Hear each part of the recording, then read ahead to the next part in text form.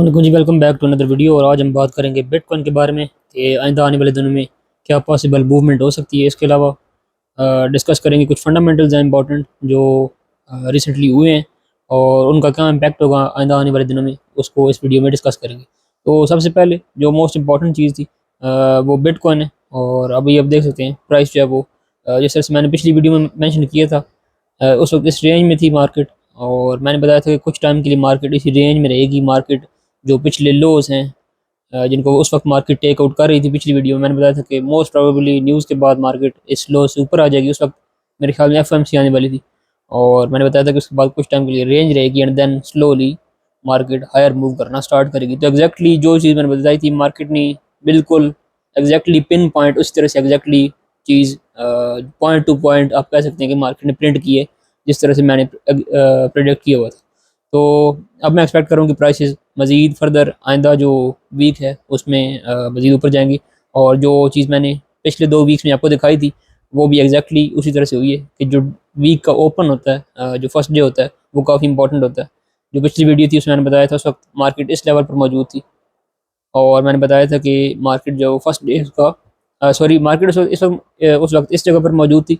लेकिन मैंने ये बताया था कि जो नेक्स्ट वीक का ओपन होगा वो काफ़ी इंपॉर्टेंट होगा। और अगर मार्केट ओपन करके हायर जाती है एंड देन क्लोज नीचे कर देती है तो ओवरऑल वीक नीचे जाएगा और फिर उसके बाद एग्जैक्टली वही होता। और उसके बाद जो नेक्स्ट वीक स्टार्ट हुआ है एग्जैक्टली वही चीज़ उसकी अपोजिट रिपीट हुई है कि मार्केट ओपन किया, मार्केट पहले नीचे गई लेकिन क्लोज बुलिश हुआ तो फिर पूरा वीक ओवरऑल मार्केट जो है वो बुलिश ही रही है। एंड देन अगेन अब एग्जैक्टली वही चीज़ नेक्स्ट वीक भी, ये मोस्टली वीकली साइकिल्स होते हैं जो बार बार चीज़ रिपीट होती रहती है। तो जो हर वीक की ओपनिंग होती है वो काफ़ी इंपॉर्टेंट होती है। और इस मरतबा भी क्योंकि हम एक इम्पॉर्टेंट रजिस्टर्स पर खड़े हैं, अगर इन केस वीकली ओपनिंग होती है यानी जो वीक का फर्स्ट डे है वो इस रजिस्टेंस से ऊपर क्लोज हो जाता है, ओवरऑल मैं एक्सपेक्ट यही कर रहा हूँ कि मोस्ट प्रोबेबली यही होना चाहिए। नेक्स्ट वीक में हो सकता है ओपन पे थोड़ा नीचे आए एंड देन मार्केट क्लोजिंग ऊपर दे और फिर इस तरह से ऊपर कंटिन्यूएशन होती रहे। ये मेरा एक टेक्निकल पॉइंट ऑफ व्यू से एक पर्सपेक्टिव है मेरा कि मैं एक्सपेक्ट ये कर रहा हूँ कि मोस्ट प्रोबेबली क्योंकि ये एक बड़ी इंपॉर्टेंट रेजिस्टेंस थी जो ये रेड कैंडल आपको नज़र आ रही है जो अराउंड 65,500 थी।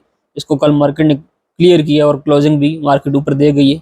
और मैं एक्सपेक्ट कर रहा हूँ कि यहाँ से अब जिस तरह का चार्ट प्रिंट हो रहा है मोस्ट प्रोबेबली कंटिन्यूएशन होनी चाहिए। पिछले जो हाईज हैं इनकी तरफ एटलीस्ट आपको 61,000 से 71,000 से 73,000 तक बिटकॉइन आइंदा कुछ आने वाले दिनों में मिलना चाहिए।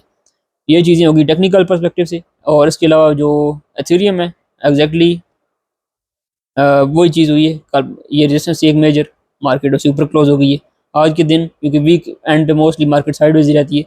आज के और कल के दिन मैं एक्सपेक्ट ये कर रहा हूँ कि मोस्टली मार्केट साइडवेज ही रहेगी, कोई बहुत ज़्यादा बुलिश या बीरिश बड़ी मूव नहीं होगी। और ओपन पे अगेन वही इंपॉर्टेंट ओपनिंग इंपॉर्टेंट होगी, जिस तरह से इम्पोर्टेंट ओपनिंग होगी और फर्स्ट डे का जो क्लोज होगा वो डिसाइड करेगा कि नेक्स्ट मूव क्या होने वाली है। मोस्ट प्रोबेबली वो भी मेरे ख्याल में मार्केट को हायर कंटिन्यू करना चाहिए।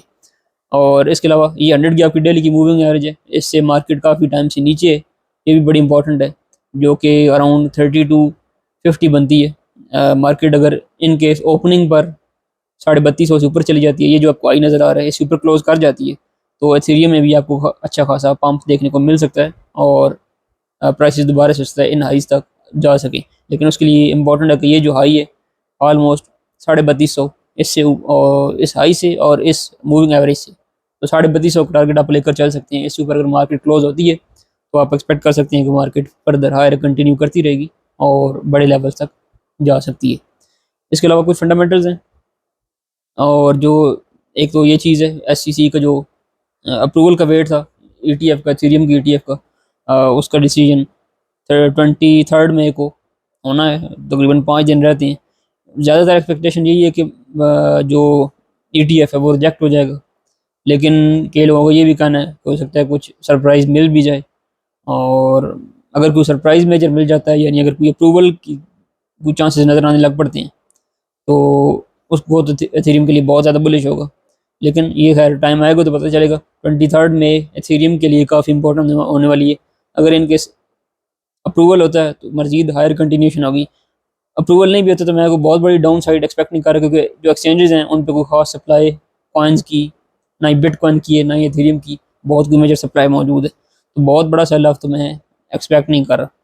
हाँ, इन केस अगर कोई सरप्राइज़ मिल जाता है तो प्राइसेस काफ़ी हद तक ऊपर जा सकती हैं, क्योंकि डाउन साइड एक्सपेक्ट ना करने की एक रीज़न ये भी है कि मोस्टली लोग ऑलरेडी यही एक्सपेक्ट करें कि डाउन साइड आएगी या ईटीएफ अप्रूव नहीं होगा। अब आपको पता है जो चीज़ मेजोरिटी लोग सोच रहे थे मोस्टली वो नहीं होता। तो इन केस अगर इवन रिजेक्ट भी होता तो मैं कोई बड़ा डंप एक्सपेक्ट नहीं कर रहा, क्योंकि मोस्टली इन्वेस्टर्स यही एक्सपेक्ट कर रहे हैं। और मोस्टली इन्वेस्टर्स ईटीएफ की उम्मीद में कोई बाय नहीं कर रहे। अगर कोई इस तरह की हाइप बनी होती कि लोग ईटीएफ को एक्सपेक्ट कर रहे होते कि वो एक्सेप्ट हो जाएगा, रिजेक्ट नहीं होगा और प्राइसेस हायर जाएंगी, और इस बेस पे लोग अगर बाय कर रहे होते तो फिर डंप लग सकता था। लेकिन इस सिचुएशन में डंप लगता हुआ मुझे नज़र नहीं आ रहा। इसके अलावा एक और इम्पॉर्टेंट चीज़ जो रिसेंटली हुई है वो है आपका सीपीआई।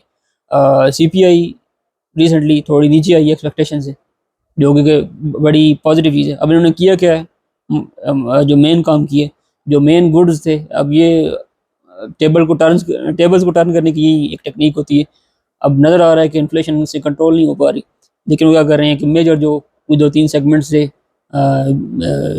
यूज़र गुड्स के, उन्होंने उसमें से सीपीआई में से उन चीज़ों को निकाल दिया है, ताकि ओवरऑल नज़र आए, यानी फिगर्स फज कर रहे हैं बेसिकली कि दिखा ये सकें कि इन्फ्लेशन कम हो रही है। एक्चुअली इन्फ्लेशन कम तो नहीं हुई, लेकिन वो दिखाना ये चाह रहे हैं कि इन्फ्लेशन कम हो रही है, ताकि उनको फ्यूचर में पैसा प्रिंट करने का या मॉनेटरी ईजिंग का या रेट कट करने का कोई बहाना मिल सके। तो नज़र ही आ रहा है, रोड मैप ही नज़र आ रहा है कि वो आइंदा आने वाले कुछ टाइम में रेट कट्स करेंगे।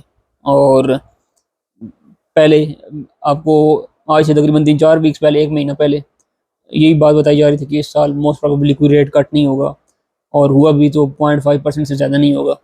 लेकिन अब वो आहिस्ता आहिस्ता चीज़ों को टर्न कर रहे हैं, एंड एकदम से आप देखेंगे कि रेट कट्स भी होने लग पड़ेंगे, मॉनेटरी ईजिंग भी होने लग पड़ेगी, और टेबल्स टर्न। इस वजह से मैं कह रहा हूँ कि आपको आल्ट कॉइन्स जो बाय करना चाहिए, क्योंकि अब जो जब भी कंटिन्यूएशन प्रॉपर होगी बिटकॉइन की हायर, क्योंकि मुझसे बहुत से लोग ये पूछ रहे थे कि आल्ट कॉइन्स का जो सीज़न है वो कब आएगा।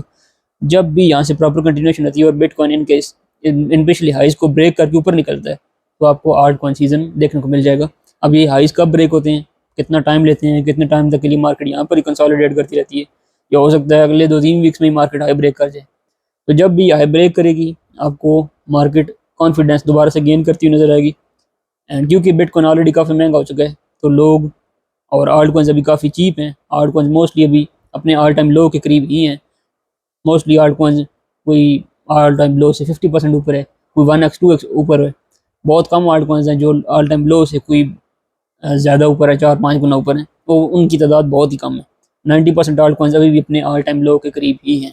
आल्ट कॉइन्स में वो ग्रोथ अभी तक नहीं हुई।